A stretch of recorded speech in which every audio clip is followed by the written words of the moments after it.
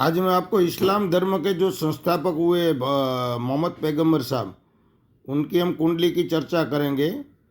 तो मोहम्मद पैगंबर साहब का जन्म जो हुआ वो ईस्वी सन 571 20 अप्रैल सोमवार की रात्रि में लगभग 1:30 बजे हुआ है।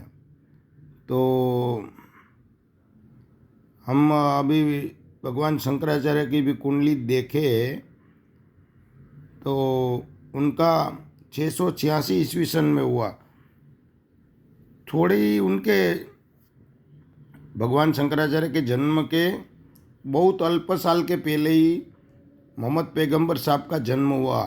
और जैसे शंकराचार्य जी ने सनातन का डंका बजाया, ऐसे पूरे इस्लाम धर्म की जिन्होंने स्थापना की, जिनको मुस्लिम लोग पैगंबर मानते हैं, वो भगवान का, अल्लाह का संदेश कुरान के रूप में इन लोगों को दिया।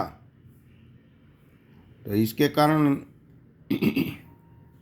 तो उन दिन क्या था, ईस्वी सन 571 20 अप्रैल सोमवार की रात्रि 1:30 बजे स्वाति नक्षत्र का चतुर्थ चरण था, तब उनका जन्म हुआ है।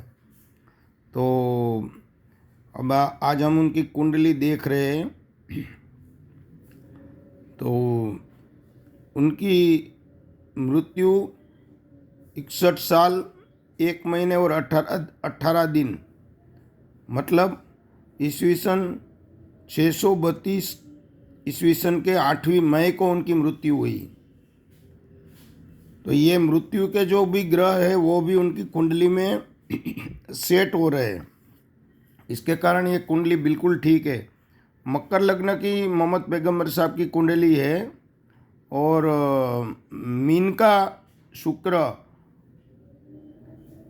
एवं बुध जो तृतीय पराक्रम स्थान में नीच का बुध है एवं उच्च का शुक्र है, मतलब पूरा संप्रदाय खड़ा कर दिया।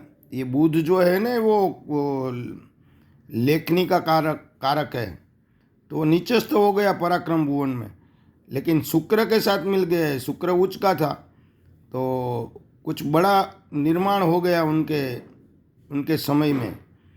और चतुर्थ भुवन में मंगल पड़ा है मीन राशि, मेष राशि के अंदर, वो स्वग्रही है। और वहाँ भी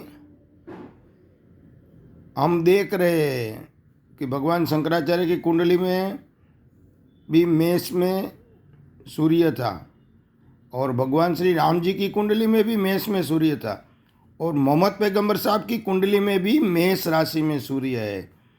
मतलब जितने बड़े बड़े महापुरुष हुए हैं, भगवान के अवतार माने जाते, उन सब की कुंडली में सूर्य बलवान होता है। तो ये हमको देखने मिल रहा है। और सूर्य और मंगल की युति अंगारक योग बनाती है। तो अंगारक योग क्रांति का संबोधन करता है। इसके कारण थोड़ी सी ऐसी बातें हैं कि कभी कभी मानवता के विरुद्ध उनकी बातें हो सकती है, क्योंकि ये सूर्य मंगल का अंगारक योग है और केंद्र में चंद्र सप्तम भुवन में पड़ा है, तो उनकी तुला राशि पड़ती है। तो चंद्र मंगल का केंद्र योग पड़ता है। चंद्र मंगल को देख रहा है, मंगल चंद्र को देख रहा है, तो उनका दिमाग भी गर्म रहा है सूर्य मंगल के कारण और चंद्र मंगल के कारण। इसके कारण धर्म में भी जुनून आ गया। जो उन्होंने लिखा, संदेश दिया है, पैगाम दिया है अल्लाह का, लेकिन जो लिखा गया उसमें जुनून आ गया, क्योंकि अंगारक योग खुद की कुंडली में पड़ा हुआ है। और एकादश भुवन में शनि एवं बृहस्पति की युति है, तो वो वृश्चिक राशि में बन गई है युति। तो उनका लग्नेश जो है वो शनि है और उनका पराक्रम का मालिक है बृहस्पति है। सबसे अच्छे जज बना सकती है ये युति, लेकिन एकादश स्थान में बन गई तो उन्होंने पूरे इस्लाम का न्याय दर्शन बता दिया। ये जो क्रांति है, जब मंगल के घर में शनि होता है, जैसे मंगल जो है ना विरोधाभास है, तो उसके घर में शनि और बृहस्पति है, तो पूरे इस्लाम की उन्होंने स्थापना कर दी। और धनु राशि में वो केतु पड़ा है, तो वैसे तो ये गुरु का घर है, गुरु का केतु का जब संयोग होता है तो उच्च अध्यात्म का निर्माण हो जाता है। तो इस्लाम कोई सामान्य धर्म नहीं है, बहुत उन्होंने, लेकिन धर्म में जुनून है, इतना ही वो बात हो गई है। तो धनु राशि के अंदर केतु है, गुरु के घर में जब केतु है तो उच्च अध्यात्म योग बन गया। और षष्ठम भुवन में राहु है, तो बहुत सारे धर्मों को बीट कर दिया। इनके छठे राहु ने क्या किया, जैसे भगवान राम की कुंडली में भी षष्ठ भुवन में राहु था, तो उन्होंने रावण का वध कर दिया।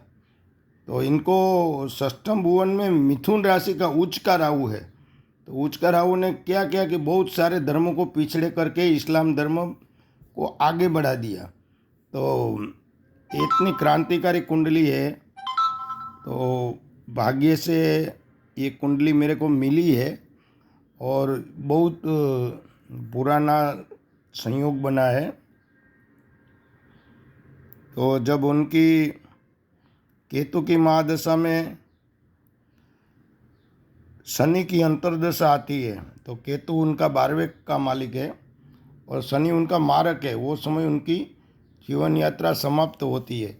तो ये मोहम्मद पैगंबर साहब इस्लाम के स्थापक की कुंडली है। तो महापुरुष तो आखिर महापुरुष ही होते हैं, तो ये कुंडली को भी इस्लामिक लोगों को भेजे ताकि पता चले कि कितना सनातन हमारा बलवान है और हम कहाँ तक सोच सकते हैं। हमारी सोच बहुत गहरी होती है।